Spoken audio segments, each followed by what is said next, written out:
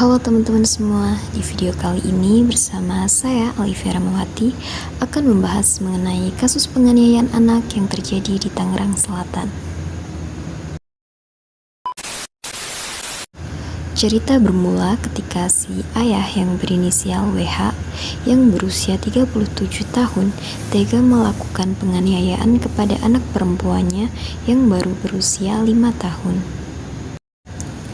Bahkan WH tidak ragu merekam aksinya yang telah viral di media sosial ketika menganiaya anak kandungnya sendiri.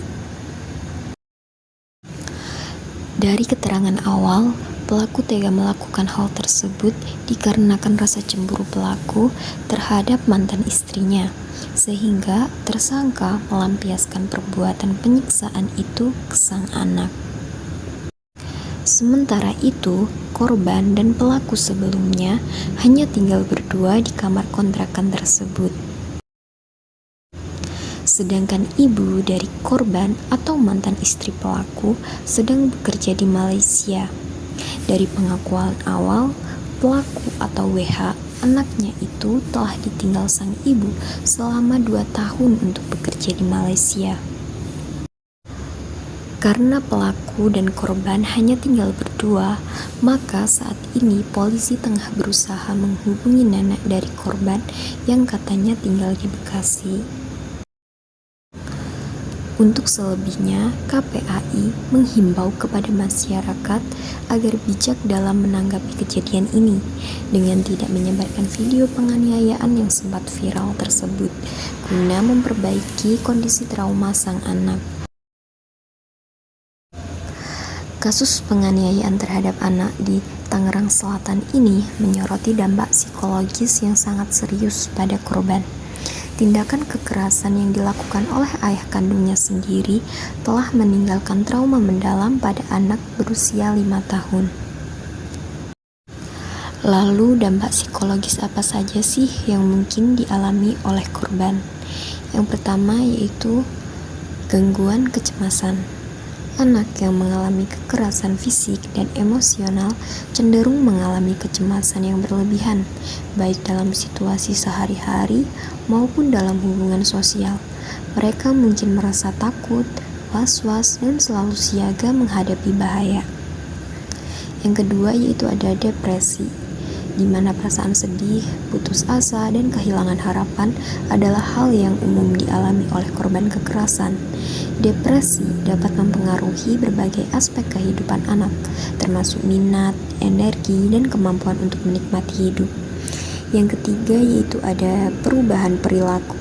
Anak mungkin menunjukkan perubahan perilaku yang signifikan, seperti menjadi lebih agresif, menarik diri dari lingkungan sosial, atau mengalami kesulitan dalam berkonsentrasi. Yang selanjutnya yaitu ada gangguan tidur. Mimpi buruk, kesulitan tidur, atau terbangun di tengah malam adalah gejala umum pada anak yang mengalami trauma. Kemudian ada masalah dalam membentuk hubungan. Kepercayaan terhadap orang lain, terutama orang dewasa, dapat terkikis akibat kekerasan yang dialami. Anak mungkin kesulitan dalam membangun hubungan yang sehat dan intim. Yang terakhir yaitu ada gangguan stres pasca trauma atau PTSD. Dalam kasus yang parah, anak dapat mengalami PTSD yang ditandai dengan kilas balik, mimpi buruk, dan menghindari hal-hal yang mengingatkan mereka pada peristiwa traumatis. Selanjutnya, kita akan membahas upaya yang harus dilakukan untuk membantu korban. Yang pertama yaitu terapi psikologis. Terapi psikologis seperti terapi perilaku kognitif atau CBT atau terapi bermain dapat membantu anak memproses emosi yang kompleks, mengembangkan keterampilan mengatasi stres, dan membangun kembali kepercayaan diri. Yang kedua yaitu ada dukungan keluarga. Keluarga perlu memberikan dukungan emosional yang kuat kepada anak, menciptakan lingkungan yang aman dan nyaman, dan mencari bantuan profesional jika diperlukan.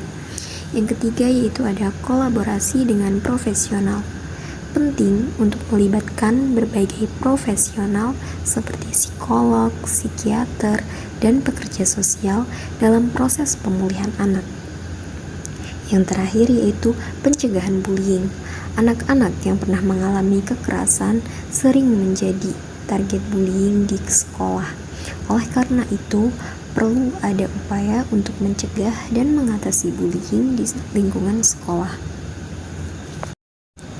Dari kasus ini menyadarkan kita akan pentingnya memberikan perhatian khusus pada kesehatan mental anak korban kekerasan.